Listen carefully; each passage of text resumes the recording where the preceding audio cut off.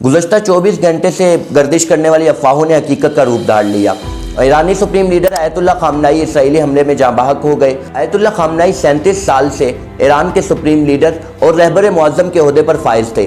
खामनाई 19 अप्रैल 1939 को ईरान के शहर मशहद में पैदा हुए। आयतुल्लाह खामनाई ने इब्तदाई और आला तालीम ईरान के शहर मशहद, कुम और नजफ से हासिल की।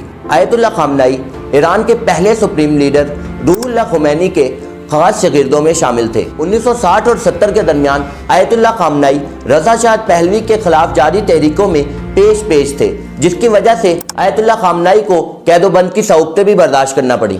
1979 में जब बानी इनकलाब रूहुल्लाह खुमैनी फ्रांस से जलावतनी काट कर ईरान वापस आए तो आयतुल्लाह खामनाई उनके इस्तकबाल में पेश थे।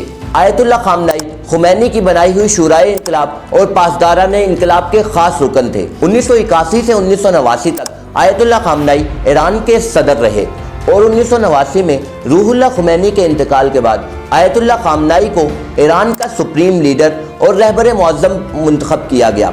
आयतुल्लाह खामनाई इसराइल के शदीद मुखालिफ समझे जाते थे। उन्होंने अपने दौर में ईरान को माशी तौर पर खुद कफील बनाने और जोहरी तौर पर मजबूत बनाने पर अपनी तवज्जो मरकूज रखी।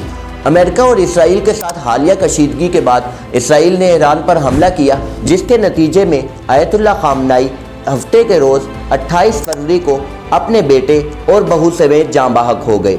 आयतुल्लाह खामनाई के इंतकाल पर ईरानी हुकूमत ने 40 रोज़ सोग का ऐलान किया है। आयतुल्लाह खामनाई को इस्तेमार मुखालिफ रहनुमा के तौर पर तारीख़ में हमेशा याद रखा जाएगा।